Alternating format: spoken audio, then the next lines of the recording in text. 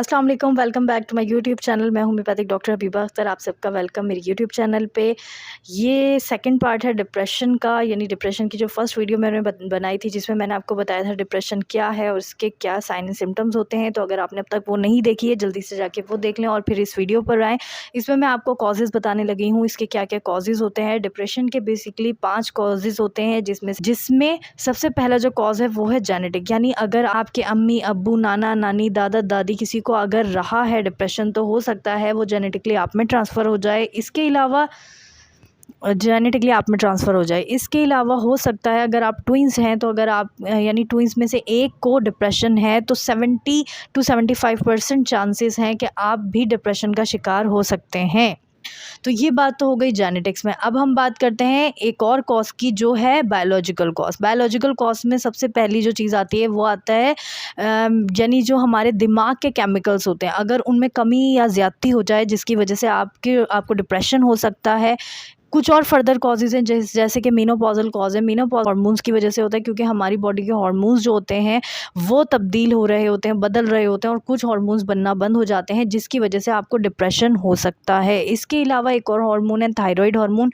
वो ज़रूरी नहीं है मेनोपॉज़ एज में हो, वो किसी भी एज में आपको थायराइड या तो हाइपरथायराइडिज़म हो सकता है या तो हाइपोथायराइडिज़म हो सकता है। तो इन दोनों ही कंडीशन में आपको डिप्रेशन हो सकता है। इसके अलावा कुछ पेशेंट्स को आफ्टर डिलीवरी भी डिप्रेशन का शिकार हो सकती हैं, बहुत ही कम देखने में आते हैं, लेकिन आजकल ये इतनी कॉमन बीमारी है। जैसे कि मैंने प्रीवियस वीडियो में भी कहा था, कुछ लोगों को खुद ही नहीं पता होता कि उनको डिप्रेशन हो रहा है, वो डिप्रेशन का शिकार हो रहे हैं।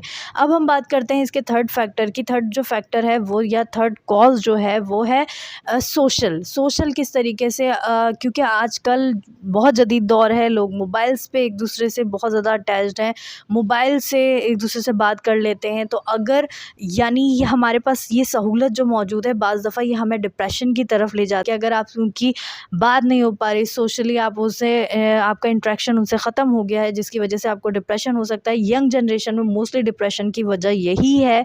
इसके अलावा सोशली फैक्टर में एक और चीज़ ये आ जाएगी कि अगर आपको कारोबारी कोई घाटा हुआ है, कारोबार में कोई नुकसान हुआ है जिसकी वजह से आपको डिप्रेशन हो सकता है। एक और जो कॉज़ है वो है इन्वायरमेंट, वो भी घर का। यानी अभी हमने बात की इससे पहले वाले फैक्टर में कि अगर हम सोशली हैं, बाहर की हमने बात की, लेकिन अगर घर का इन्वायरमेंट है, अगर ऐसा बच्चा जो कि बचपन से अपने घर में वायलेंस देख रहा है, अब्यूज़ देख रहा है, अब वो अब्यूज़ वर्ड्स भी हो सकते हैं कि घर में वायलेंस हो रहा है, अब्यूज़ वर्ड्स यूज़ किया जा रहा है, या बच्चा सेक्चुअली अब्यूज़ हुआ है बचपन में, या उस बच्चे को बचपन से नेगलेक्ट किया गया है किसी भी बात को लेकर।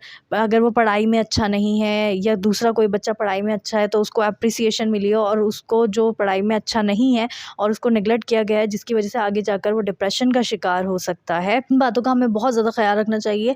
अगर एक बच्चा पढ़ने में अच्छा है तो दूसरे को हमें मोटिवेट करना चाहिए, ना कि नेगलेक्ट, क्योंकि आगे जाके वो आपके लिए भी नुकसानदेह हो सकता है और आपके बच्चे के लिए। लास्ट कॉज है इसका सेल्फ बिहेवियर। कुछ लोगों की अपनी पर्सनैलिटी ऐसी होती है कि वो कुछ चीज़ों को बहुत बढ़ा चढ़ा कर रिप्रेजेंट करते हैं या बहुत बढ़ा चढ़ा कर अपने ऊपर लेते हैं। छोटी सी बातों को वो दिल में रखते हैं, दिमाग में रखते हैं, जिसकी वजह से वो जो छोटी बातें होती हैं उसको इतना ज़्यादा ओवरथिंक करते हैं, इतना ज़्यादा सोचते हैं कि वो उन चीज़ों को लेकर डिप्रेशन की तरफ चले जाते हैं। अगर वो स्टार्टिंग में उस चीज़ से ओवरकम कर लें तो वो डिप्रेशन से बच सकते हैं, लेकिन जैसे कि मैंने कहा वो उनकी अपनी पर्सनैलिटी होती है, वजह से वो छोटी चीज़ को बहुत ज़्यादा बड़ा कर लेते हैं और अपने ऊपर हावी कर लेते हैं और डिप्रेशन की तरफ चले जाते हैं। तो ये मेरी वीडियो थी जो कि डिप्रेशन के कॉजेज़ पे थी। इंशाल्लाह नेक्स्ट वीडियो में हम इसके ट्रीटमेंट के हवाले से बात करेंगे। तो आप सब्सक्राइब के बटन को लाजमी दबाएं और बेल आइकन को दबाना बिल्कुल भी मत भूलें ताकि नेक्स्ट वीडियो जब अपलोड हो तो आपके पास एक अलार्म आ जाए कि वीडियो आ चुकी है। तो अभी के लिए अल्लाह हाफ़िज़।